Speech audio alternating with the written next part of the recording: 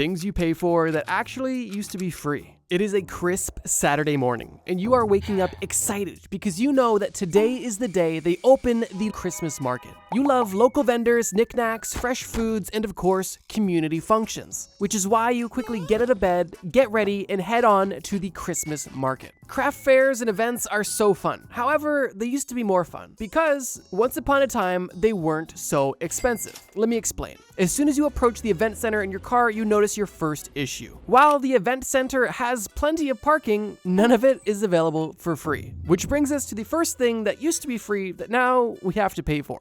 Parking. Admittedly, it's been a long time since general parking has been free, and this may come as a shock to even the older Trust Me Bro viewers. But believe it or not, once upon a time, most, if not all, public parking was free. But this all began to change, at least in the United States, in the 1930s, specifically January of 1935, when Oklahoma City installed its first parking meter. Parking meters, of course, are the things you ignore when you park somewhere publicly. Joking, they are the place you put in coins so you can voluntarily scam yourself to place your car somewhere to go spend money at a business. I don't necessarily have a personal vendetta against parking meters. However, I do think they're a bit of a net negative for people that are doing some local shopping trying to stimulate the local economy, at least in the modern day. Because sure, in the 1930s, 40s, and 50s, there was really nothing besides brick and mortar, unless you count the Sears catalog. However, going to an in-person store was still very much so the rage. But now, in 2025, when you have Amazon and other online retailers, why would you spend money to park somewhere to then go buy something if you could, well, just order it online and get it to your door shipped for free? Now, to be fair, the whole parking lot business has always existed, opening a private parking lot with the sole intention of charging for parking. However, what I'm more specifically referring to here is either public government-owned parking lots or private parking lots owned by businesses now charging as well. As I stated, in 1935, the first parking meter was invented and used by the government, and that invention quickly spread across the entire nation. But it wasn't until the 1950s where other locations started charging for parking as well, more specifically, airports. In the early days of aviation, parking at airports was free, and it was also rather simple. It was typically just a large patch of grass beside the airport that, leave your car, no worries. But as the demand for travel began to ramp up after World War II, airport parking began to develop more, and quickly airports realized that, hey, while parking is a great value add, it's also something we can monetize. And monetize they did. And quickly, within a span of only a few decades, airports went from offering free parking to having parking be one of their major revenue generation streams. But because you're an event center in 2025 and not an airport in the 1950s, you submit to your reality, pay to park your car, and begin to head into the event center to experience the Christmas market. As you enter the event center, you feel the wave of warm air and your nostrils are full of Christmas cheer.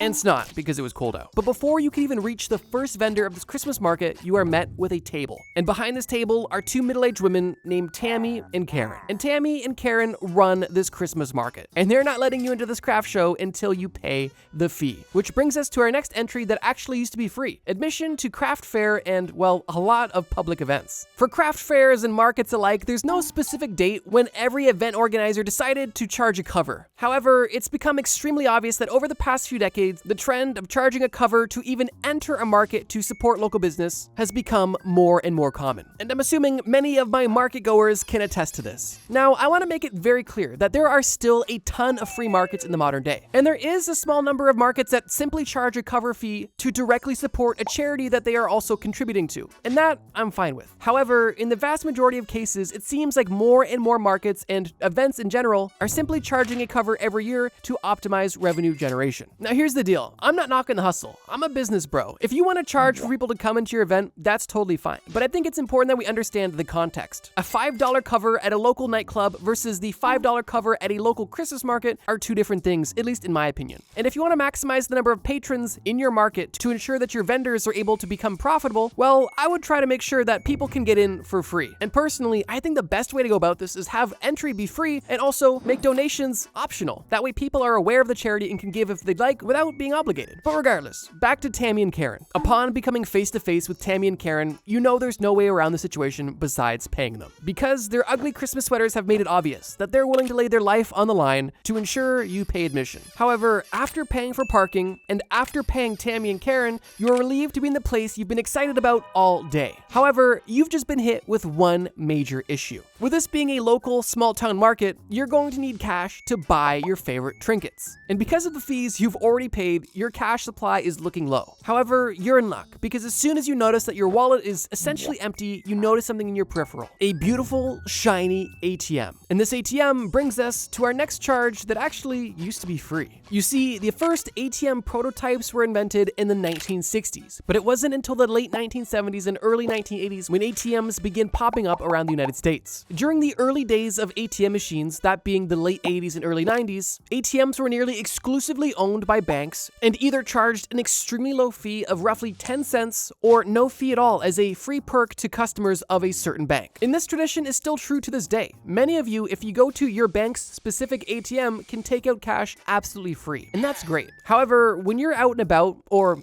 at a Christmas market or your favorite gentleman's club, you're not going to your bank's branded ATM machine. You're going to a sketchy gray box that is begging for your credit card information. Now look, independent ATMs have been around nearly as long as ATMs in general. However, everything changed for ATM fees in 1996. And the reason for this is because prior to April of 1996, independent ATM owners were actually banned for charging a surcharge on transactions. Meaning that if you were in a public place before 1996, you may receive a charge for using an ATM, but the charge that you were receiving was from your bank for not using their ATM, which admittedly is already sneaky because banks were like, hey, use our ATM, they're free. But if you use anybody else's, we're gonna charge you for using their machine. Wild. Regardless, after a major industry ruling in April of 1996, the ban was lifted, meaning that independent ATM operators could now charge their own direct surcharge on their machines as well. And this opened the floodgates for basically voluntary extortion. Because now, if you're using a generic ATM owned by an independent person, not only are you paying your bank for a foreign fee for not using their own branded ATM, but now you're paying the ATM owner a separate fee, meaning that you are paying two separate fees just to take out cash. And if you're only taking out 20 bucks, for example, you could be paying nearly 20 to 40% of that additionally in fees just to get that cash,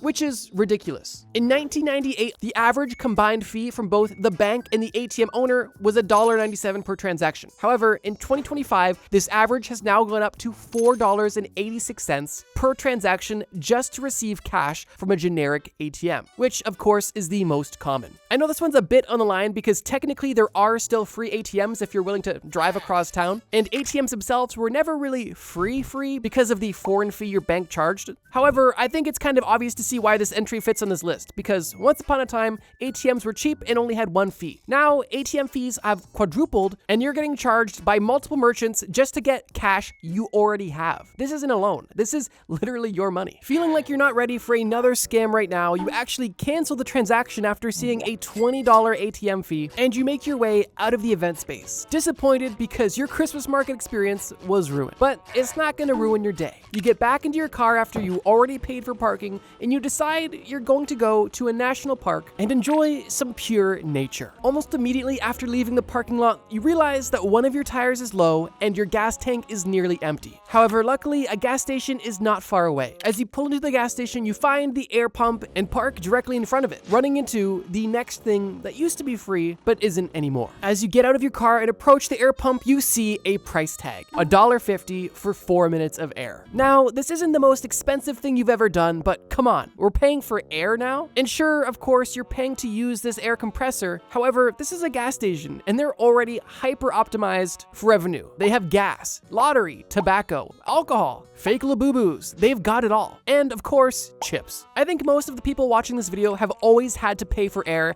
if they've ever had to pay for air. However, there was a time when these air compressors for putting air in your tire were a free service that in some cases they would even do for you. But we'll get to that in a second. Prior to the 1970s, it was basically commonplace to be offering free air at any gas station. However, during the 1970s, charging for air became more and more of a thing. And it wasn't until the 1990s when it was basically commonplace to be charging 25 cents to $1 for compressed air. And now in the modern day, there is literally air pumps that accept credit cards. And who knows, maybe they'll start accepting crypto soon too. Just think of that utopian future, spending 10,000 poop coin to put air in your tires. What a dream. However, when it comes to compressed air, there is a bit of a silver lining, and some of you are already typing a comment about it right now. And that silver lining is that some states in the United States, while they allow you to charge for compressed air, require that you offer compressed air for free if asked. That's right, this is a scam you can actually work around. If you pull up to an air pump at a gas station and they're charging for air, simply go inside, use your charisma to pass a speech check, and they will turn on the compressor absolutely free, at least in some places where they're required to. As you finish airing up your tire, you pull your car into the bay and begin filling your car with gasoline, which brings us to our next gas station related thing you pay for that used to be free. But in this case, you don't pay for it, you just don't get it anymore. That being a service. You see, prior to the 1970s, full service gas stations were all the rage. And at these gas stations, not only would they pump your gas for you, but they would also wipe your windows and even check your tire pressure. And this honestly sounds dope and like a good move for safety. Because imagine if you pull up to get gas and somebody who's knowledgeable about cars takes a quick look at your tires, realizes there's either a nail in it or your tires are literally bald, and even just,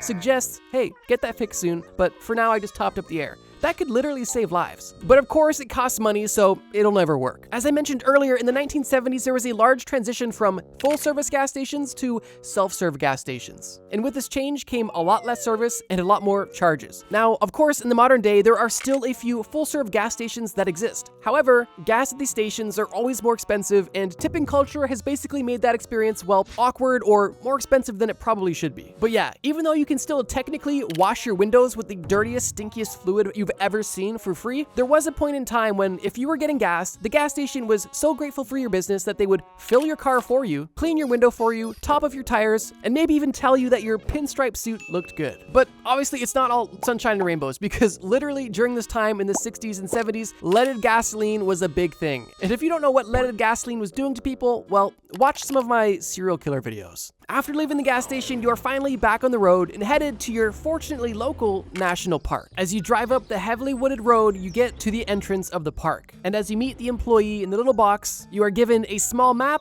and then they are asking you to pay the admission. Obviously, paying an admission at a national park is commonplace, but that wasn't always the case. Prior to 1972, basically every national park in the United States was free to enter and even camp in. Until, of course, that changed forever. Now, not every national park was free. As a rule, there was a few that were charging small fees, but a vast majority of national parks were completely free to enter and use. However, in 1972, a federal law was amended that authorized recreational fees for every national park. And since 1972, everything has essentially flipped to where now over 111 national parks in the United States charge an entrance fee. And these fees range from $10 to $35 per vehicle, depending on the park. Now, once again, the silver lining is that there are free days at certain parks at certain times, but obviously it is still a stark contrast. Now, once again, I'm not hating on this, and everything on this list isn't like a personal statement, it's just a fact. It used to be free and now it's not. I'm not against national parks having better management and better upkeep. However, with national parks, at least in the United States, for example, being federally operated, it does seem a bit ironic that tax dollars are supposed to be spent on maintaining these parks, but instead we are now paying taxes and also paying to maintain these parks additionally with their taxes, once again being double dipped on fees. But with that being said, if national parks are underfunded and need to charge, well, I'm not against it, because national parks are important and deserve to be well maintained. But just know, prior to 1972, they were free. Here's the deal. You kind of forgot that you had no cash, so embarrassingly, you had to turn around. Fortunately, out of pity, the ranger lets you keep the map and you drive home. Okay, this is off topic, but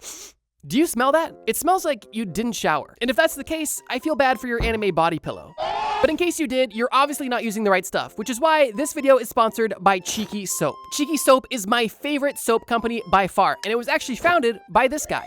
Hey, Brody. Over the last year, I got absolutely obsessed with bar soap, but I quickly ran into one major problem. Almost every bar soap that I tried left my sensitive skin feeling dry. It was for this reason that when I first tried Cheeky, I was so impressed that it didn't only smell good, but it literally left my skin feeling moisturized after just one shower, which is why I was so eager to partner with them when they asked me. Not only do they have an amazing handful of core scents in their collection, but on top of that, Cheeky even told me that if we're able to get enough support, they are willing to make a custom Trust Me Bro soap bar. So if you've never tried bar soap before, or you use bar soap and are looking for something new, I would definitely recommend giving Cheeky a try using my link in the description to not only get a discount, but to help support the channel. Click the link in the description, use my code, and get the starter bundle today to upgrade your showers. I guarantee you will not be looking back. Now, let's get back to the video.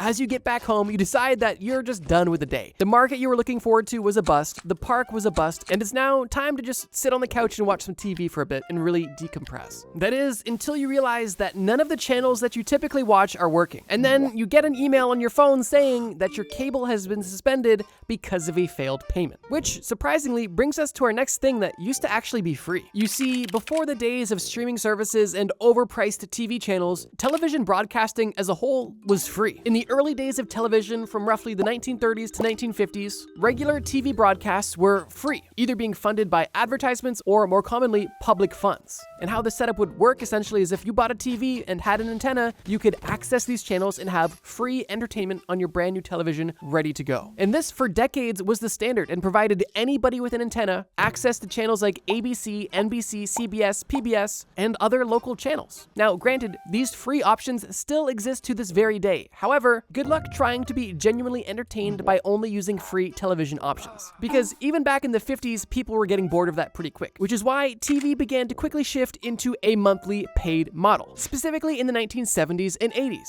What happened during this time with the introduction of cable TV was the additional introduction of specialized channels. And these specific channels focused on things like news or sports and were funded solely by subscription fees and, once again, advertisements. And since that introduction of paid channels in the 1970s and 80s, media streaming has changed forever and evolved quite rapidly since then. And it's kind of ironically evolving so quickly that it's almost repeating itself. And what I mean by that is in the late 2000s and early 2010s, there was a movement online known as cutting the cable, which was exactly what it sounded like. People were fed up because they were paying so many subscriptions just to watch TV. And it truly was getting egregious and expensive, and people had to really make some tough decisions about what channels they were going to subscribe to. It was around the same time when digital streaming was becoming more and more popular, and it was starting to seem like streaming could be a potential alternative to traditional TV. And while it did for some time, I think for the most part it's just kind of repeating itself, because now so many people are subscribed to so many different streaming services at once, they're not even saving money. And now we no longer have specialized channels, we have specialized streaming services, all available on your smart TV. It was reported in a study from 2023 that the average household in America is subscribed to at least 4 subscription services. And with most services being anywhere from $5 to $15 per month, we can average it out to roughly $40 per month, or almost $500 a year in subscription services. I personally have no beef with streaming services, but it is ironic how quickly streaming turned from an alternative to TV to the new TV with the internet. After feeling enraged that the only source of comfort has been suspended because of your lack of funds, you realize that you at least can make your payment without using cash or even leaving your home. So you quickly pick up the phone and dial your cable provider. And they tell you that yes, they could totally take a separate credit card over the phone to reinstate your services.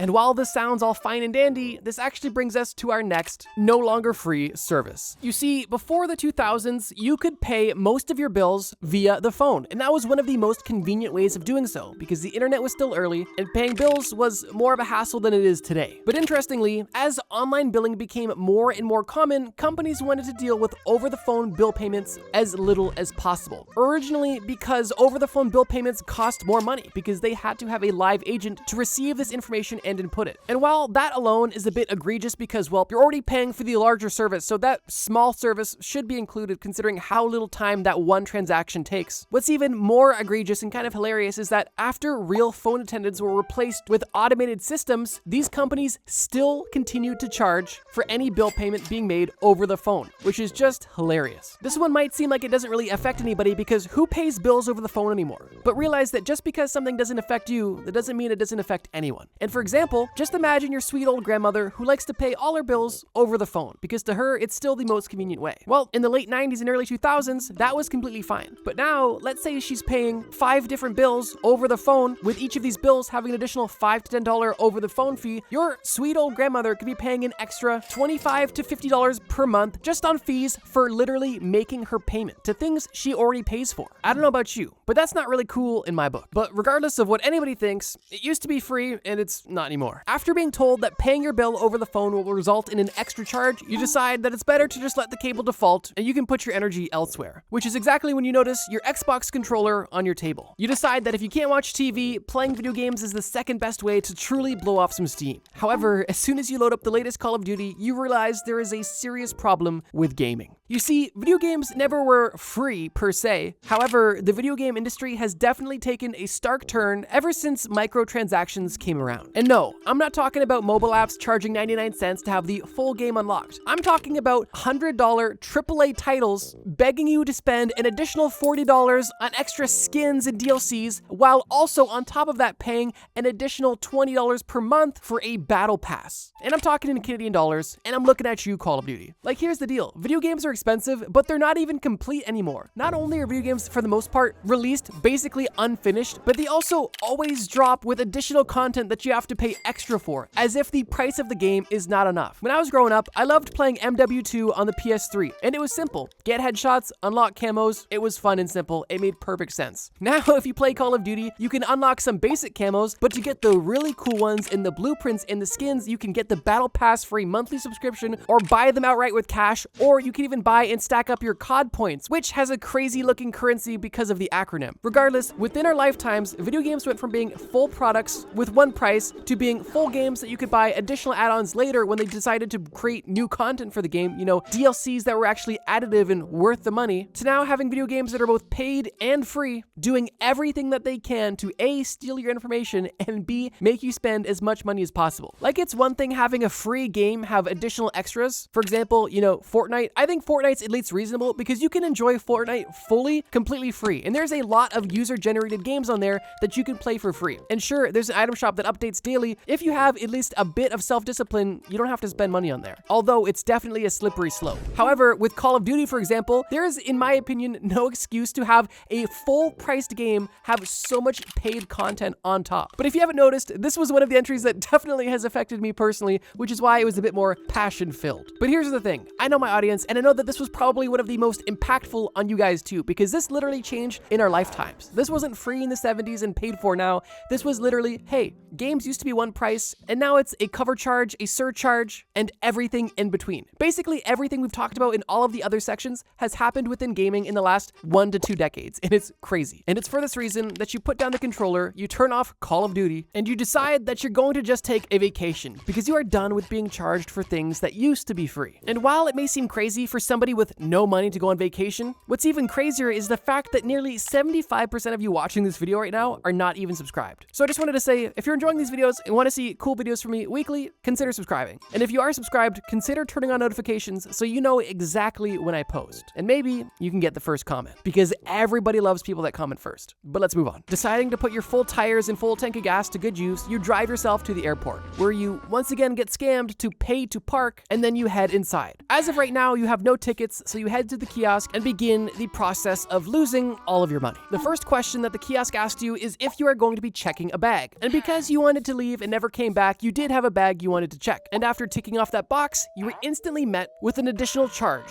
that being a bag checking charge. And this charge is actually relatively recent. You see, airlines only started charging for checked bags, at least in the US, in 2008, with American Airlines being the first major carrier to introduce this fee on domestic flights. The fee was, air quotes, only $15, but now with this fee essentially being an industry standard and only going up over the last decade, checking bags has gone from being something that was part of your ticket price to now being a scam you can't escape. In 2025, checked bags can range from anywhere from $25 to $60 per bag you check, and that can increase exponentially depending on how heavy your luggage is. And assuming that your original ticket price was only $100 for a short domestic flight, it is now 60% more expensive with a $100 ticket price and now a $60 checked bag fee, and we're only just getting started. After being asked if you wanted to check any bags, the kiosk now asks you if you want to select your seat. Obviously, you don't want to sit just anywhere, so you opt to select your seat. And while at first this may seem like an easy, free feature because it's a first-come, first-served system, you would be gravely mistaken. Because once again, around 2008, airlines started experimenting with charging for seat selection, seeing it as an upsell rather than a common courtesy for people that were booking early. And once again, almost like everything else on this list, something that started out as an experimental charge has now become a significant revenue stream for nearly every major airline. And now, after selecting your seat, you have an additional $20 charge on your original $100 plane ticket. Now that your plane ticket is 80% more expensive than it was originally advertised at, you're certain that it couldn't get any worse. That is, until you're met with the next question. Would you like to eat on the flight? And considering the fact you'd be trapped in a metal tube for 6 hours, you decide that eating would be good. But of course, it would not be free. See, most domestic airlines within the United States offer at least some sort of snack on most flights, whether it be a small glass of water or a bag of small peanuts. However, did you know that in the United States, even short domestic flights were offered free meals for the longest time?